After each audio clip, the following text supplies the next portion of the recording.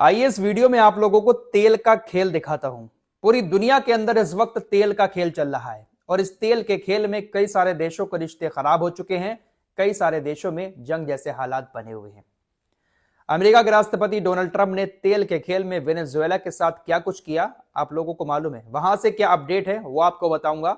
भारत रूस से तेल खरीदता है और उस रिश्ते को लेकर डोनाल्ड ट्रंप भारत को किस तरह की धमकी दे रहे हैं वो सारी चीजें आप लोगों को मालूम है। साथ ही साथ बांग्लादेश से हमारे इस वक्त किस तरह के हालात बने हुए हैं, लेकिन इन हालातों के बीच तेल का खेल जारी है। बांग्लादेश ने भारत से एक बहुत बड़ी तेल की डील की है और अब भारत बांग्लादेश को तेल देगा। तो तेल का खेल पूरी दुनिया में बहुत तेजी के साथ चल रहा है, लेकिन सबसे पहले आप लोगों को हम ईरान की तरफ लिए चलते हैं, क्योंकि ईरान के अंदर भी हालात बहुत ज्यादा खराब होते जा रहे हैं।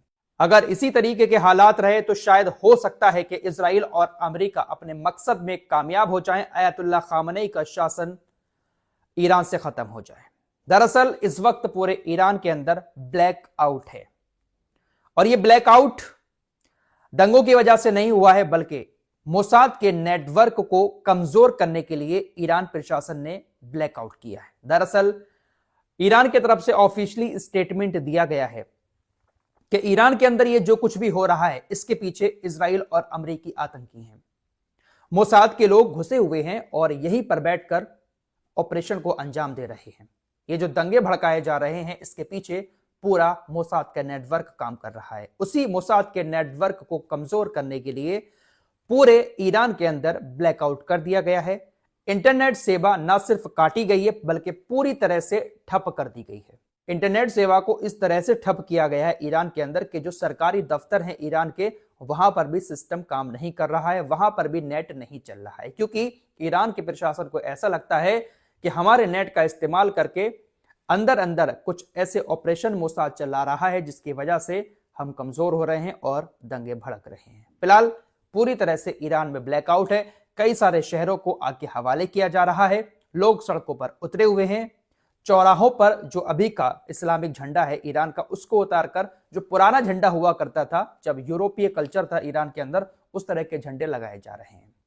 ये जो शख्स आपकी स्क्रीन पर दिखाई दे रहा है, इसका भी पूरा हाथ है इन दंगों को भड़काने में। इसका नाम है रजा पहलवी। इसको ईरान का राजकुमार भी कहा जाता है। फिलहाल इस वक्त ये ईरान के अंदर नहीं है। इसके बाप जो थे वो ईरान में शासन कर चुके हैं, फिर एक सत्ता परिवर्तन हुआ और इनको देश से निकाल दिया गया था। फिलहाल ये बंदा अभी ईरान से बाहर है, लेकिन ईरान में लौटना चाहता है और एक बार फिर से ईरान पर राज करना चाहता है।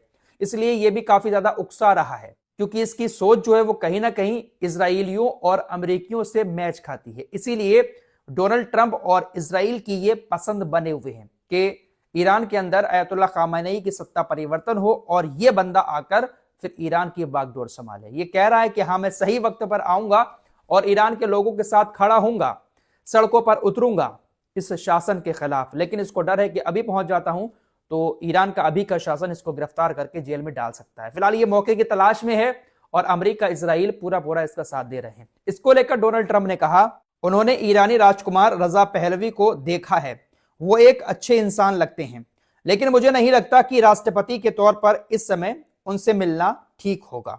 डोनाल्ड ट्रंप ने कहा कि मुझे लगता है कि हमें सबको मौका देना चाहिए और देखना चाहिए कि कौन उभरता है। डोनाल्ड ट्रंप ईरान की इस हालत पर पूरे मजे ले रहे हैं, आराम से बैठकर कि देखते हैं भाई कौन उभरकर सामने आता है। इस सत्ता परिवर्तन के बाद कौन राष्ट्रपति बनने की बात ईरान के अंदर करता है। फिलहाल 39 लोगों की मौत की खबर है। अमेरिका ने एक बार फिर से धमका दिया है ईरान को कि अगर ऐसे ही मौतें होती रही तो हम आपके ऊपर हमला कर सकते हैं, लिहाजा आम नागरिकों को मानना बंद करें। फिलहाल हालत बहुत ज्यादा खराब है ईरान के अंदर। ईरान इन दंगों का जिम्मेदार पूरी तरह से इजराइल और अमेरिका को मान रहा है, क्योंकि अमेरिका इस वक्त बॉस बनने के लिए दुनिया का कुछ भी कर रहा है। फिलहाल वेनेजुएला के साथ जो कुछ किया, राष्ट्रपति को और उनकी बीबी को उठा लिया और अब तेल की मांग कर रहा है अमेरिका कि हमें तेल दो और उसको बेचकर हम अपने पास पैसा रखेंगे। साथ ही साथ एक और बहुत बड़ी बात कही है, डोनाल्ड ट्रंप ने बाकायदा ऐलान किया है कि वेनेजुएला के अंदर जो चीजें बेची जाती हैं, जो सामान अब तक वेनेजुएला किसी और देश से खरीद रहा था, अब वो सामान अमेरिका से खरीदेगा। अमेरिका से सामान खरीदकर वेनेजुएला के अंदर उस सामान को बेचा जाएगा। मतलब पूरी तरह से वेनेजुएला को अपनी मुट्ठी में करना चाहते हैं डोनाल्ड ट्रंप। उसका तेल लेंगे और तेल खरीदकर पैसा अपने पास रखेंगे, उसका तेल भी लेंगे डोनाल्ड ट्रंप और उस तेल को बेचकर पैसा अपनी पॉकेट में रखेंगे, साथ ही साथ अपने देश का सामान भी जबरदस्ती वेनेजुएला को देने की कोशिश की जा रही है। अब देखिए, इधर वेनेजुएला के साथ किया, उधर कल रूस के एक जहाज को समुद्र के अंदर अमेरिका की आर्मी ने पकड़ लिया और उसको अपने साथ ले गई, लेकिन रूस कुछ भी ना कर पाया। रूस के कुछ नेता परमाणु हमले की धमकी दे रहे हैं, लेकिन रूस अमेरिका को नहीं रोक पाया। दरअसल अटलांटिक महासागर में यूएस नेवी ने रूसी झंडे वाले जहाज मारिनेवा को अपने कब्जे में ले लिया है। इस जहाज पर 28 लोग थे। इन 28 लोगों में 3 भारतीय भी हैं। अमेरिका की सेना ने इस जहाज पर कब्जा करने के बाद कहा कि यह जहाज वेनेजुएला से तेल लेकर जा रहा था और यह अमेरिका के प्रतिबंधों के खिलाफ है, इसीलिए हमने इस जहाज को पकड़ा है। तो अमेरिका खुद ही प्रतिबंध लगा देता है और खुद उन प्रतिबंधों का हवाला देकर इस तरह के कांड कर देता है। लेकिन दोस्तों, बड़ी बात यह रही कि जब अमेरिका की सेना रूस के इस जहाज को लेकर जा रही थी, तो उसी वक्त जिस जगह से अमेरिका की सेना ने जहाज को कब्जे में किया था, वहां पर रूस की एक पनडुब्बी भी मौजूद थी, लेकिन उस पनडुब्बी ने अमेरिकी सेना के ऊपर ना तो कोई मिसाइल दागी, ना ही कोई फायर किया। दरअसल अभी तक यह बात सामने नहीं आ पाई है कि अमेरिका ने जिस जहाज को कब्जे में किया है, क्या वाकई में उसमें तेल था या कोई और चीज थी। दुनिया भर के एक्सपर्ट्स के मुताबिक अमेरिका की सेना आराम से रूस के जहाज को कब्जा करके ले गई, लेकिन रूस की पनडुब्बी ने हमला इसलिए नहीं किया क्योंकि जो पनडुब्बी की कीमत है वो जहाज की कीमत से कई गुना ज्यादा है। दरअसल जो पनडुब्बी है रूस की अटलांटिक महासागर में, उसकी लोकेशन का पता अभी किसी को नहीं है, लेकिन हाँ, पनडुब्बी वहां पर मौजूद है। अगर पनडुब्बी कोई फायर करती, कोई मिसाइल छोड़ती, तो अमेरिका उसकी लोकेशन का पता लगा सकता था और फिर उस पर फायर करके अमेरिका की सेना उसको खत्म कर सकती थी, जिससे रूस को काफी बड़ा नुकसान हो सकता था। इसीलिए रूस ने उस जहाज को आराम से जाने दिया, क्योंकि जहाज में जो तेल था या कोई और चीज थी, उसकी कीमत पनडुब्बी की कीमत से बहुत कम है, इसलिए रूस ने कोई पलटवार नहीं किया। लेकिन रूस के कुछ नेताओं ने कहा है कि हमें परमाणु हथियारों से अमेरिका के ऊपर हमला कर देना चाहिए, क्योंकि इस तरीके से दादागिरी अमेरिका कर रहा है। चीन ने भी इस चीज का विरोध किया है, लेकिन अमेरिका की सेना रूस के जहाज को अटलांटिक महासागर से कब्जा करके अपने देश ले गई। तो इस तरीके से पूरी दुनिया में अमेरिका अपनी धौंस जमा रहा है। आइए अब बात कर लेते हैं भारत और बांग्लादेश के रिश्तों की। हाल ही में बहुत सारे विवाद हुए, शाहरुख खान का मामला उठा, क्रिकेट का मामला उठा, लेकिन हमारे ताल्लुकात जो हैं, व्यापार जो हैं भारत के बांग्लादेश से अभी खत्म नहीं हुए हैं। जब तक दुश्मन देश करार ना दिया जाए किसी देश को, तब तक पूरी तरह से व्यापार खत्म नहीं होता है। भारत व्यापार कर रहा है।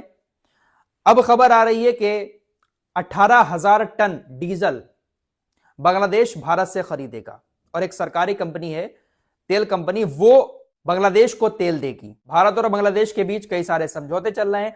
उन्हीं समझौतों के तहत ये तेल भारत बांग्लादेश को बेचेगा। अब इस खबर के सामने आने के बाद हमारा मीडिया कह रहा है कि यूनुस सरकार जो है, बांग्लादेश की सरकार जो है, वो गिड़गिड़ाने लगी, भारत के सामने घुटनों पर आ गई। भारत उसको तेल देगा। व्यापार चल रहा है, भारत बेच रहा है, उसका पैसा भारत बांग्लादेश से लेगा और भारत का तेल फिर बांग्लादेश खरीदेगा। तो ये व्यापार चल रहा है। व्यापारिक रिश्ते अभी भी भारत बांग्लादेश के अच्छे हैं, लेकिन और सारे मामलों पर बहुत ज्यादा विवाद हमने हाल ही में देश के अंदर देखा। भारत से बिजली की सप्लाई भी बांग्लादेश के अंदर हो रही है। सब कुछ व्यापार चल रहा है, लेकिन और सारे मामले देश के अंदर बड़ा मुद्दा बनकर सामने आ रहे हैं। फिलहाल जो कुछ हो रहा है वहां पर अल्पसंख्यकों के साथ, उसकी कड़े शब्दों में निंदा करनी चाहिए और भारत सरकार को इन सारे मामलों को लेकर एक्शन भी लेना चाहिए। लेकिन क्या कुछ चल रहा है आप सभी लोग देख रहे हैं। इस रिपोर्ट में इतना ही। कुछ और खबरों के साथ फिर हाजिर होऊंगा। अपना ख्याल रखिएगा। अल्लाह हाफिज।